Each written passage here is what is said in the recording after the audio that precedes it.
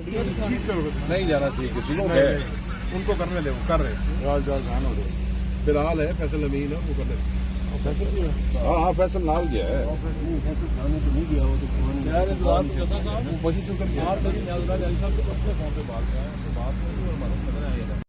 بسم اللہ الرحمن الرحیم. دیکھیں جی، انتظامیہ ہمارے ساتھ گیم کھیل رہی ہے. کبھی کہتی ہے اس پلاٹ میں جلسہ کریں، کبھی کہتی ہے اس پلاٹ میں جلسہ کریں. جو جگہ انہوں نے NOC میں میپ میں دے دی تھی واضح الفاظ میں، اور وہ میپ بھی جاری کر دیا تھا، لوکیشن بھی جاری کر دی تھی، اور NOC میں واضح طور پہ لکھ دیا گیا تھا کہ یہ پلاٹ آپ کا ہے. اس پلاٹ میں ہم نے جلسہ کرنے کا سوچا، اس میں ہم نے اپنے ٹینٹ لگائے، اپنی سٹیج بنانا شروع کی، اور لوگ وہاں پہنچنا شروع ہوئے. ساؤنڈ سسٹم وہاں DJ بٹ پہنچا. اور یہ دیکھیں، یہ ابھی ہم نئی جگہ پہ نئے پلاٹ میں پہنچے ہیں. اس پلاٹ میں ابھی تک ہم نے کام شروع نہیں کیا، ہم کرنے لگے ہیں، اور باقی دوست بھی یہاں پہنچ رہے ہیں.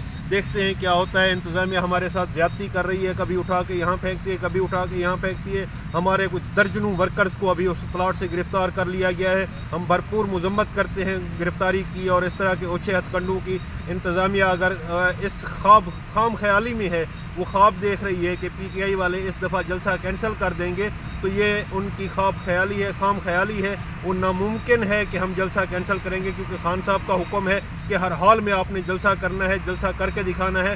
اور اس جلسے میں لوگوں کو ہم نے انوائٹ کیا ہوا ہے، لوکیشن بھی سینڈ کی ہوئی ہے. یہ مقام سنگجانی کا مقام ہے. یہاں سے آپ سنگجانی کا جو ٹول پلازا ہے وہ کراس کریں گے تو آپ کو جو ہی کراس کریں گے اس سے آگے ایک سٹاپ آتا ہے سنگجانی بس سٹاپ. سنگجانی بس سٹاپ کے بالکل لیفٹ سائڈ پہ آپ کے آئے گا اگر آپ پنجاب والی سائڈ سے آ رہے ہیں.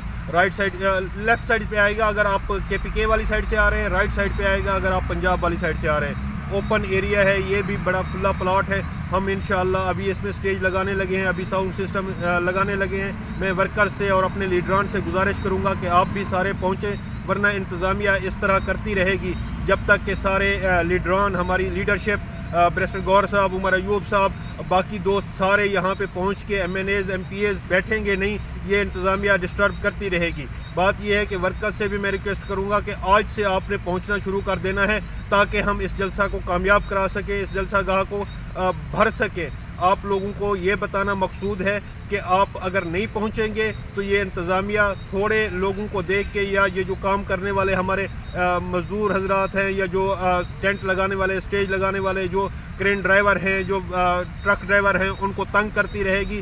ہم اس لیے یہاں پہ موجود ہیں کہ ہم اس چیز میں رکاوٹ پیدا کریں.